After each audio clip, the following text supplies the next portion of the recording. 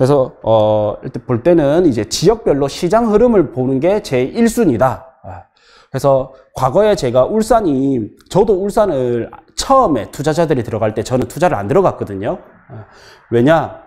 잘못하면 바닥인 줄 알고 들어갔다가 지하층 나오더라. 이걸 경험하고 나니까 요때 들어가는 게 아니고 저 같은 경우에는 무릎을 좀 좋아해요. 무릎을. 그래서 한번 오르는 거를 딱 보는 거예요. 살짝 시장에서 반응 오는 걸 보고 그래서 추세가 전환되는 거를 보고 그 추세 전환될 때 투자자가 전환을 시키느냐 현지인이 전환을 시키느냐 이걸 봐야 되거든요. 그게 부동산 지인에 들어가면 매입 거주지별 거래 현황이 나와요. 그래서 울산 같은 경우를 보면 현지인 거래량이 더 많았어요. 외지인 거래량보다. 요거는 사람들은 경기가 안 좋다 하지만 이미 이제 사기 시작했구나. 시장에서는 반등이 시작됐구나 라고 느꼈고, 저는 이제 청주 같은 경우는 그 이전에 선투자를 했지만 투자자들이 들어가는 타이밍에는 제가 청주를 안 들어갔었어요. 왜냐하면 거래량을 보니까 그래서 아직은 조금 더 두고 봐야 되겠다. 내가 조금 작게 먹더라도 안전한 게 더 중요하다. 저만의 이제 이런 기준이 생긴 거예요. 거제도도 예전에 투자자만 들어가고 실수요자가 안 받쳐줘서 한번 시장이 휘청거린 적이 있거든요.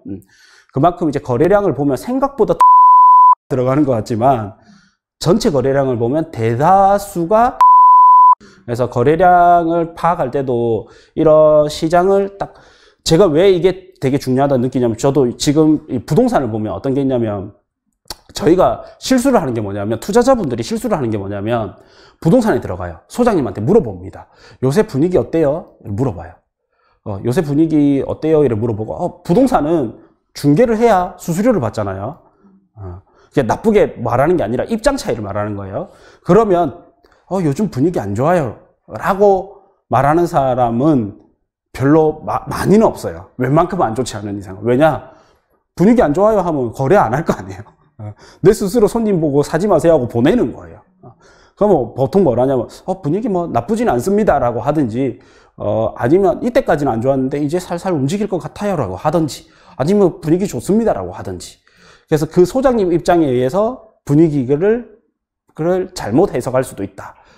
그리고 이런 경우도 있었습니다. 제가 소장님이 분위기가 좋다는 거예요. 근데 보니까 진짜 분위기가 좋아. 막 전화도 많이 오고. 그게 액션인지 뭔지는 모르겠지만 막 그래. 근데 보니까 시장이 지나서 보니까 그 소장님이 월등히 실력이 좋아서 그분만 분위기가 좋았던 거예요. 전체 분위기가 좋았던 게 아니고. 그래서 어떻게 하면 그분만 좋은 게 아니라 아니면 그분의 말만 믿는 게 아니라 어떻게 하면 볼 수 있을까? 그래서 이제 데이터들이 필요했던 거고 그 데이터를 통해서 이제 이런 시장을 좀 더 잘 해석할 수 있게 되는 거죠. 그래서 지역별 시장 흐름을 보고 그 다음에 이 지역별 시장 흐름은 공급량이 많은지 사고자는 수요량이 많은지 가격은 현재 흐름이 어떻는지 그래서 가격이 수요 쪽에 붙어줄지 공급 쪽에 붙어줄지 가격이 많이 올랐다 공급 쪽에 붙어줘요. 건설사 쪽에 가격이 작게 올랐다 건설사 쪽에 붙는 게 아니라 수요자한테 붙어줘요. 그래서 이걸 기준으로 두고 다음에는 앞으로 상승이 예상된다. 그렇게 하면 어디를 봐야 돼요? 이제 입지별로 봐야 돼요. 근데 우리나라는 17개 시도로 행정구역을 나누거든요. 17개 시도로 나누는데 이 행정구역은 대부분 인구로 해서 나눠요. 그래서 울산 인구가 한 얼마 되죠? 110이가 120이가 110? 110만 정도 되죠. 그래서 원래 100만이 좀 넘어가면 광역시 이렇게 보는데 이제 울산이 광역시 중에 인구가 가장 작은데 한 110만 정도 되고 그 다음에 한 개 도 있죠. 도. 경상남도, 경상북도 이런 도 단위가 또 인구가 한 100만 초중반 정도 되죠. 130, 140 이 정도 된단 말이에요. 그래서 광역시 하나랑 도 하나랑 같다. 에너지가 같다라고 보면 돼요. 그래서 광역시를 분석할 때는 구 단위, 군 단위로 봐야 돼요. 뭐 부산이다, 동래구, 수영구, 기장군 이렇게 대구다, 수성구, 달성군 이렇게 구군 단위로 분류를 하고 그 다음에 도 단위로 분류를 할 때는 경상남도다 하면 시 단위로 분류를 해야 돼요. 경상남도 중에 제일 비싼 데가 어디예요? 창원시, 뭐 이렇게. 그 다음 뭐 김해시, 양산시 이런 식으로.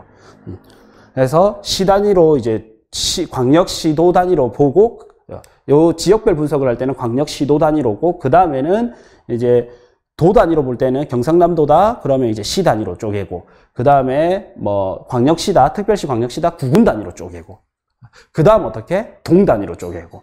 근데 보통 동 단위끼리는 조금씩 이동을 해요. 한 10년 주기로 많이 이동을 해요. 부산에서 보면 나중에 지도를 클릭해서 한번 보면 재밌는 사실이 있어요. 부산의 해운대 자동에 신도시가 언제 많이 들어왔죠? 96, 7년 정도 되나? 네, 96년, 97년 정도가 돼요. 그래서 거기서 10년 정도가 지나면 어디 쪽이냐? 그 옆 동네에, 같은 구내에 옆 동네에 공급을 해요. 그게 마린시티인가? 마린시티, 센트시티 정도 되나? 한번 찍어보세요. 그리고 또 10년 정도 되니까 어떻게 되냐면, 어디로 가냐면, 이제 우동시대에서 어떻게? 중동시대로 가는 거예요. LCT라든지, 롯데스타라든지, 중동 롯데스타라든지 이렇게 들어와요. 그러면 건설사는 왜 10년 단위로 움직일까? 같은 구내에서 왜 동을 10년 단위로 조금씩 바꿀까? 10년쯤 됐을 때 이사하고자 하는 욕구가 가장 크다라고 봤겠죠, 건설사는. 그러니까 동이 움직이니까 생활권도 조금씩은 바뀌어요. 동래구 내에서도 요즘은 어디 사직동이 좀 강세잖아요. 그전에는 어디 명륜동이 좀 강세였다가 이렇게 그전에는 또 온천동 뭐 이렇게 동 단위로도 좀 바뀌는 거예요. 그리고 이제 30년이 되면 30년 40년이 되면 재개발 재건축이 또 일어나면서 또 이제 흐름이 바뀌기도 하고. 그래서 그런 거를 좀 보면 동 단위로도 이해하는데 훨씬 빨라져요. 그 다음에 이제 단지를 본다면 세대수, 브랜드 이런 거 중요하지만 세대수나 브랜드는 바뀌지 않아요. 평형도 바뀌지 않아요. 한 번씩 아파트를 지어놓으면 바뀌는 건 뭐가 있어요? 연식이 바뀌어요. 연식. 음식도 묵혀야 맛있는 게 있지만 보통 새 거를 좋아하겠죠. 근데 묵혀야 맛있는 게 있어요. 묵혀야 맛있는 게 우리 뭐라 보면 되냐면 입지 좋은데 구축 이런 거라 보면 돼요.